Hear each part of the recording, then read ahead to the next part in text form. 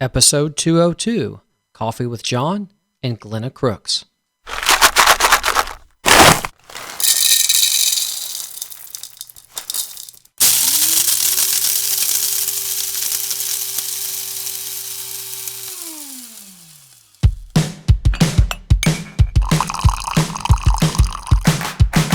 Today is gonna be a little something more.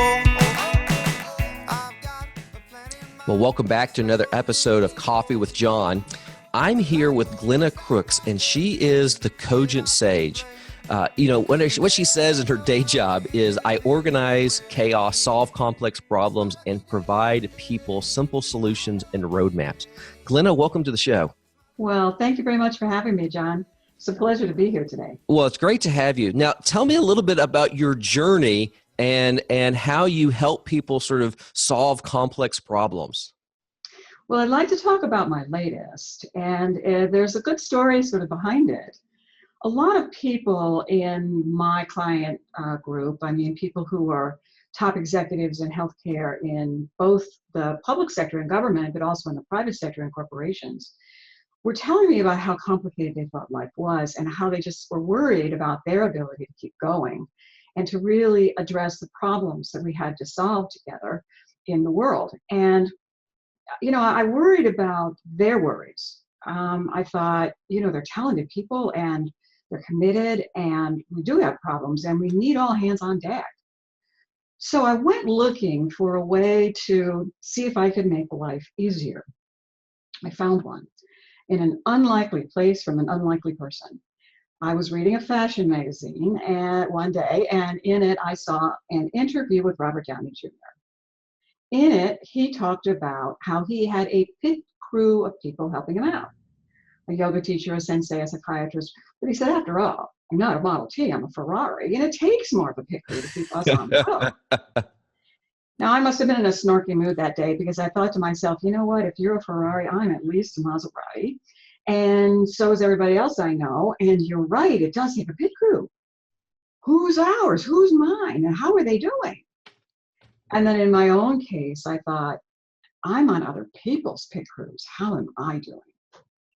Wow. Well, even if you're not a racing fan, you probably know that pit crews support drivers in where they're trying to go and win a particular race, and that races can be won or lost in the pit. Yes. So when I think about the roadmaps we all need, I imagine a lot of people on a lot of different roads. Some people are headed towards becoming a corporate executive. Others are intending to become the best possible parent they could be, or a volunteer in their community, or really excellent in whatever craft they had. And in the case of a lot of the audiences that you care about, people deciding that they would really like to live long and well and healthy and as independently as they can. So I started studying these pit crews, and over 10 years, I have identified 8, which I now call networks, Right. because they function like networks that support us as adults. 5 we're born into, and three we mature into. And I've developed an understanding of the function of each one, the people in each one, and then a way to help anybody find out who's in those pit crews of theirs, those networks, decide what it is they want and need, and then transform their lives to make it happen.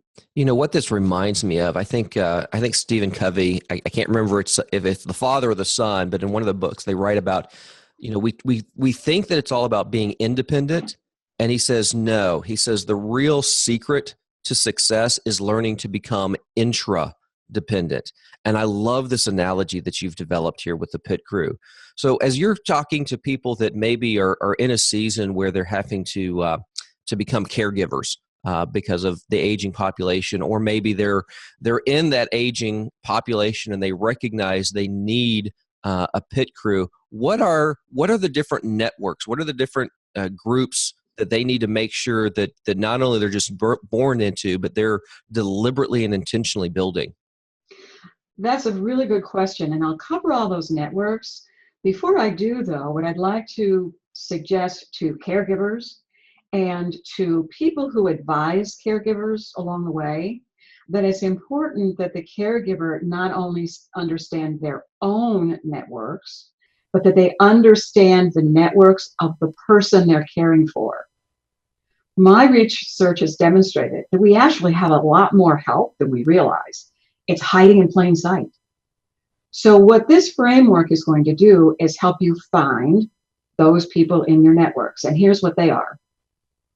So the first 5, I call birthright networks because you were born into them.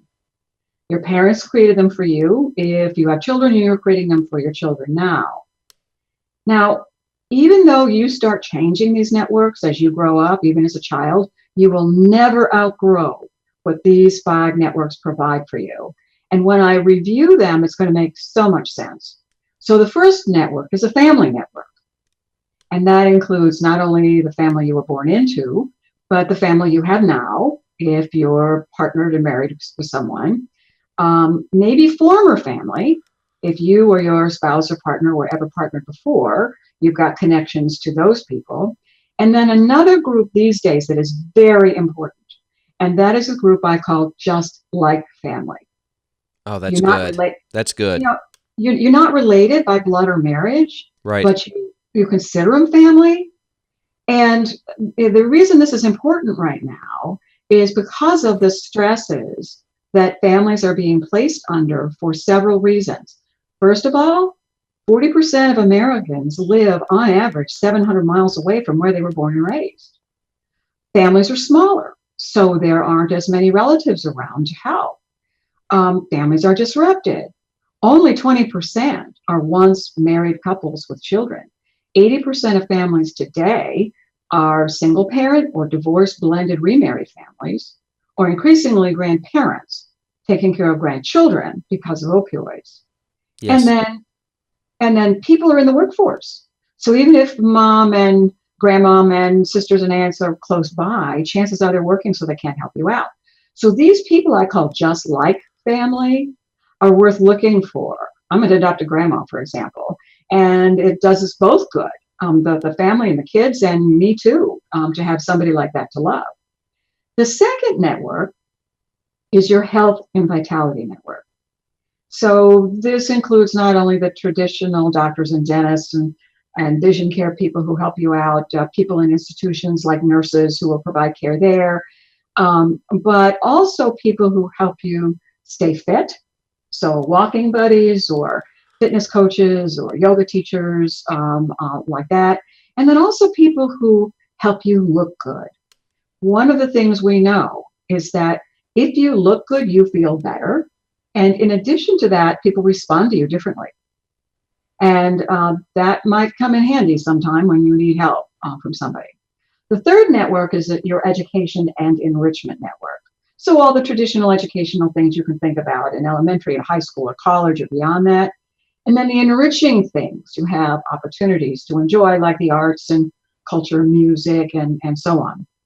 Luckily today with the internet, even if caregivers or those people they're caring for can't get out and be mobile to enjoy those opportunities, they're available, and a lot of them for free on the web. Yes. So you don't have to feel isolated from the cultural advantages that, frankly, thousands of years of human history brings to us in terms of the arts and music and so on. The fourth network is a spiritual network. And there are 2 parts to that. One is a congregation associated with a religion. And then the other are things that you might do sometimes within the congregation, but outside of it to express your sense of spirituality and what is important. For some people, that's poetry. For other people, it's music. For a lot of grandparents, it's rocking a grandbaby. So that both of those are an important part of our lives, and in good supportive congregations, a place to turn for help as well. And then finally, you have a social and community network. So that's your neighborhood, your town, the people you connect with on the web, Facebook groups that you're a part of, who help you to connect. Now, all of the networks I have mentioned so far are important. When we think about this last one, this social network, is I think where we focus mostly on how to avoid loneliness, because loneliness for older people, we now know, is more consequential to your health than is alcoholism, obesity, or smoking 13 cigarettes a day. Right. No, that's so So true. So true. both caregivers and the people they care for can become socially isolated. Now, this social community group, I mean, your neighborhood and so on, is not the only place you socialize. You socialize in every one of the networks I've mentioned so far. And in fact, that's one of the reasons why a lot of older people wind up in emergency rooms. It's not so much that they have an urgent situation they need to resolve, but that they're lonely. Yes. And they know if they call 911 and the EMS folks come and they take them to the emergency room, they will have social contact for that period of time. So those are the first five. Let's drill into that. I know there's three more, but I want to put a pin on this, because this was something we talked about earlier, and that is, as I understand it, there is research that's been done that ties these networks into how it impacts ER visits. Well, certainly in my own case, that's true. And I would say that there are other forms of research that show this as well. For example, a recent study just out that says seniors who participate in community choirs are less lonely. Mm-hmm. So and their health is better. So, you know, we can connect the dots between being less lonely and having better health and using fewer healthcare resources. Love it. Love it. So you've seen how it impacts people in your own practice. Yes, I have. And even in my own family. When, you know, all of us at any age have situations in which something happens and we get scared. You know, we have an ache or a pain or a symptom, and all of a sudden we worry, are we okay? And one of the ways in which we deal with anxiety is to turn to another person and say, hey, this is happening to me right now. That other person then has the opportunity to say either, you know, it's probably nothing, or I'll come visit you, or let's talk on the phone for a while. And are you still feeling bad? I mean, do you want me to come over? Should we call a doctor? I mean, sometimes just that social reassurance is all we need. Yes. Yes. Yeah. I was talking to somebody recently. They knew that, you know, one of these medical alert companies had been sold to somebody else. And what the new owner was realizing is people were clicking the medical alert button because they knew there would be a person on the other end of the phone. Yes. And I just learned this, that those channels that, you know, give you have the infomercials, and then you can order things online. Right. You know, like the QVC type channels. Apparently, the elderly are calling in order to have someone to talk to. Yes. And so then they're feeling a little guilty now. By the end of the call, they've gotten all this attention. They need to order something. And then care managers go into their homes and find these boxes piled up that have never been opened. Right. Right. Because it wasn't the object that they needed. It was the social connection with another human being. Yes. Okay. So we talked about your 5 birthright social networks. What are the remaining networks? The other 3 I call coming of age networks. And the first one is a career network, which is where we usually think about networking. So it's people in our company, outside of our company, the customers we serve, the vendors who support us in our jobs, and so on. This is a very important source of support for people as they age. Once they leave their job, a lot of people realize they've lost a lot of social connections, that the job was a focus of their social life. Some retirees now form groups so that they can remain in touch. Right. And have a continuing sort of connection to the company. The next one I call a home and personal affairs network. So a home, I mean the place you live. If you're living in an apartment today, there's a lot less work for you to do than if you live in a freestanding single family home. And one of the issues for seniors is making sure that the people who help them maintain their home are honest and reliable, and that they can call on them when they need it. Because if they do own that home, it's a very important investment and they need to protect it. If there's a leak, it needs to get fixed. And also then is this personal affairs. And by that I mean your banker, your car dealer, your financial planner, and so on. It's very important as a senior or if you're a caregiver to understand that the people in that part of the network are good and that they are giving you really good advice. Yeah. Here's one way seniors can be vulnerable. Only half of the homes in this country are mortgaged. Well, if you have a mortgage, you pay principal, interest, taxes, and insurance. Right. When your financial planner is probably telling you to pay off your mortgage before you retire. Well, now if you've retired, you might forget that you were paying insurance and taxes Yes. through the bank, Yes. and you might fail to get insurance. Yes. So if your house burns down, you've lost everything. Yeah. I think, legal advice, especially as we get a little bit older, becomes extremely important because there's so many things that you have to get in place. Do you have insurance? Do you have a will? What about your kids? What about your spouse? What about, that's a huge, part of this personal affairs network that I think is very much overlooked until oftentimes it's too late. You are so right. And like on the taxes side, seniors have woken up to find out that because they failed to pay something as minimal as $400 worth of municipal water bills, that their home is being auctioned off. Right. Now, some states prevent that from happening, but it still can happen in others. Or, for example, I'll tell a personal example. My mother got a healthcare power of attorney and living will document from her local hospital at a seminar she went to. When my brother and I looked at it, what we saw is that all it did was give us the permission to consent to a procedure, not to withdraw one. Well, both my uncle and my father died in those very difficult circumstances of being connected to machines. Yes. And my mom is really clear about what she wants, and she wants my brother and I to have the authority to disconnect those machines if necessary. And yet that document would not have allowed us to do that. Wow. And when we worked with her and an attorney to get all of this worked out, she complained about how complicated it was. And I said, Mom, yes, the world is more complicated today. I mean, your mom didn't need a living will because medical science couldn't keep her artificially alive. But today, that's a reality. So that's a very important part. And then there's one more network. I didn't think I'd find this. I didn't go looking for it, but they showed up, and I call them ghosts.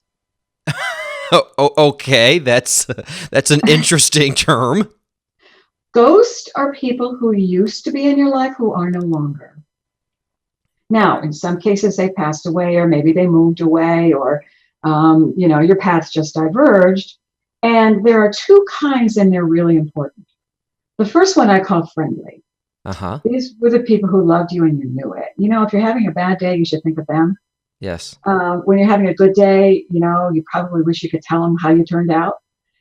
The ones I worry about for people are what I call the hungry ghost.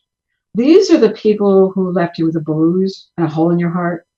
You could not satisfy them then. That's why I call them hungry, and you can't satisfy them today. But chances are you're still trying. Not with them necessarily, because they're not here. Right. But with people or in situations who can remind you of them.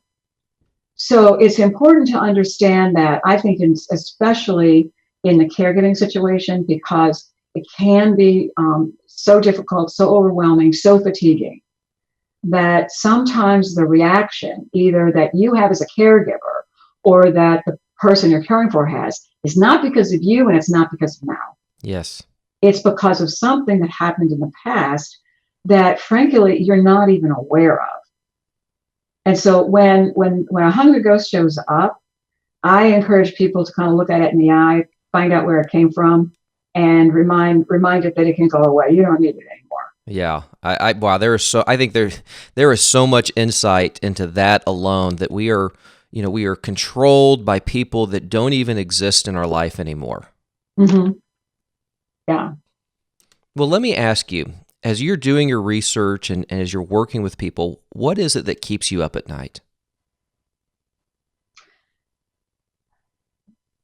Well, on the worry side, it's trying to figure out how to get people to look at all of their networks and think carefully about what it is they want and need, and then start this transformation happening before they hit a crisis.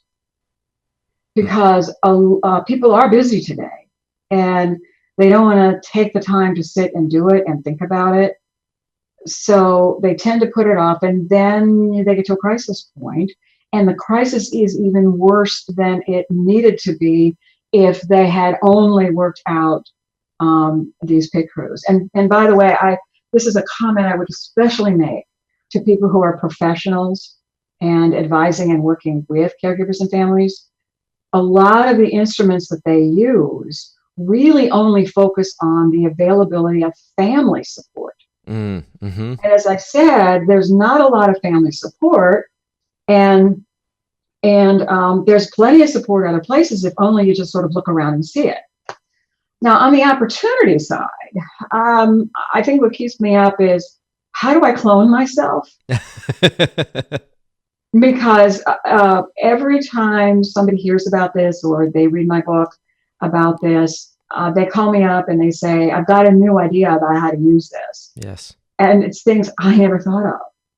So I'm trying to figure out how to make more of me, so that I know we're gonna launch this podcast in February, but you're actually speaking. You're facilitating the panel at CES this year in January. So I'm looking forward that there's going to be a few people that are going to be cloned from you as a result of that engagement at CES this year.